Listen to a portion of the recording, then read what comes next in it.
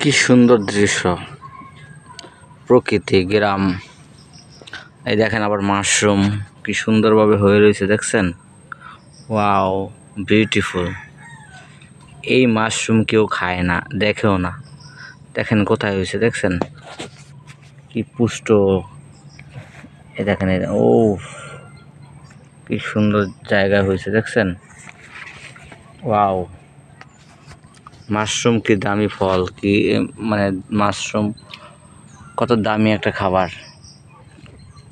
এই দেখেন কোথায় হয়েছে, দেখছেন? এই যে দেখছেন কোথায় হয়েছে, চাষ ছাড়াই হয়েছে, আল্লাহর কি নিয়ামত। দেখেন এই যে শাপলা, ও শাপলা,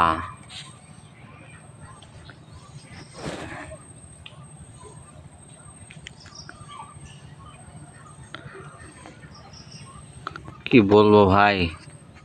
এই আমাদের সোনার বাংলা দিয়া রেল লাইন ঢুকাই দিছে ইন্ডিয়ার, কলকাতার। সেই কলকাতা, ওরে পায় রে পায়, কি মাছ। আমাগো সোনার বাংলা দিয়া কলকাতার রেল লাইন ঢুকাইয়া দিছে। হ্যাঁ, আর কত আমরা ইন্ডিয়ার গোলামি খাটবো? দেশটা কি মগের মুল্লুক?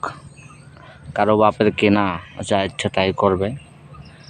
বাঙালি তোমরা আছো রাসেল ভাইপার সাপ নিয়া, তোমরা আছো 15 লক্ষ ছাগল নিয়া, 10 লক্ষ টাকার খেজুর গাছ।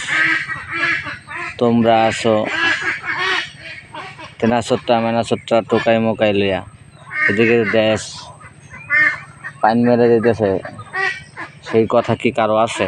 খবর আছে? নাই, নাই খবর। কবে যে তোমাদের ঘুম ভাঙবে জাতি,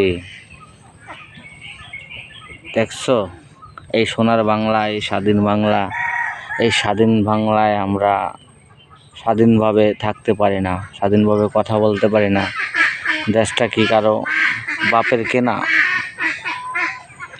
এই দেশটা কি আমরা বেচা দিচ্ছি কারো কাছে? এই দেশটা নিয়ে আমরা কিছু বলতে পারি না, বলতে গেলে আমাদের পাত্তা থাকে না। এই দেশটা তারা যেভাবে মনে চায় সেভাবেই ব্যবহার করতেছে। আমাদের দেশের সম্পদ তারা নিয়ে যেতেছে, আমাদের দেশের সম্পদ তারা ব্যবহার করতেছে।